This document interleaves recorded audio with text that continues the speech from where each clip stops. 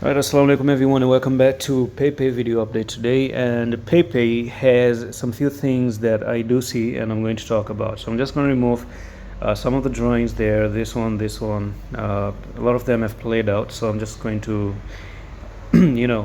re-clean everything again. So just bear with me. Yeah, so we're going to remove this one as well, and it's time now to talk about what's going to happen next. Now I do see, of course, this top loss being taken away. Okay, I do believe we're going to look at something like boom, come down, push down, take that stop loss and come to the demand box. Okay, so the demand box is very, very, very important. Okay, this is something that has been good in the past as well for Pepe. So you're looking at the demand box touch here, number one, move up, touch number two right there, consolidation, and then pumped up.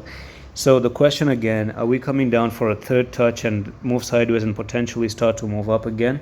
And if you do that, you're going to see this as your very big, massive level of resistance from there. Okay, so you're going to be looking at a push to the upside. If everything goes okay, you might be looking at 110% move to the upside. That's 2x. Okay, now the thing is, I told you before that Pepe has a continuation pattern known as a three black rows. One candle red, second candle red, third candle red as well, and this one actually means that the prices are meant to continue, right? So let's look how badly you're looking to continue. And if I dive into the 4-hour time frame, let's say that you're printing in a flag here. So this flag actually does show you're looking to go down to a technical target, and that's going to be from there to there. From there to there, and you could be looking at a push down to 7,303, and that's going to be a move of nearly, we're talking about 34% move to the downside actually. So this bear flag is offering a 35% trading opportunity. But the problem is, do you notice that if you do meet the technical target, then you're going to be losing the demand box for the very first time? Scary, isn't it? Just look for yourself. Touches here, touches there.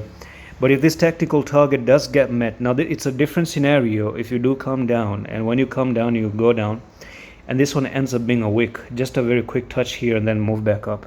That's okay. I think that's pretty normal. But if you do something like go down, continue to go down, come to this technical target and close below here, that's going to be 50% problem, because closing is not good enough. When you go back for the retest, if you do pass the retest, fine.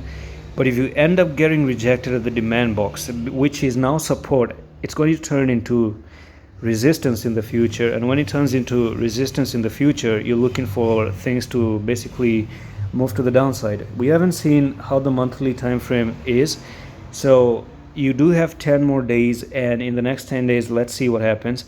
And by the way, in the next 10 days, if you're looking for Pepe to come down like this, you're going to have the first red candle, and you're going to have this as your second red candle as well. Let's hope you don't get September as another move down. And let me tell you one thing. Historically, September is one of the worst months in crypto. Remember that. One of the bad months that you're ever going to find in crypto is September. So keep that in mind. I'm just giving you a heads up. Just go and look at the history of Bitcoin every time in September, and you're going to understand what I'm talking about. And that's it for this Pepe update. I'm going to see you in the next one. Allah Hafiz.